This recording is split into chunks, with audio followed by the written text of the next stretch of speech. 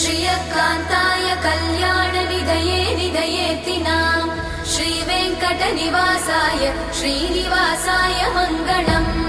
लक्ष्मी सविभ्रमालोकसुभ्रूविभ्रमचक्षुषे चक्षुषे सर्वलोकानां वेङ्कटेशाय मङ्गलम् श्रीवेङ्कटाद्रिशृङ्गाग्रमङ्गलाभरणाग्रये मङ्गलानां निवासाय श्रीनिवासाय मङ्गलम् सर्वावयव सौन्दर्य सम्पदा सर्वचेतसां सदा सम्मोहनायास्तु वेङ्कटेशाय मङ्गलम् नित्याय निरवध्याय सत्यानन्दचिदात्मने सर्वान्तरात्मने श्रीमद् वेङ्कटेशाय मङ्गलम् स्वतः सर्वविदे सर्वशक्तये सर्वशेषिणे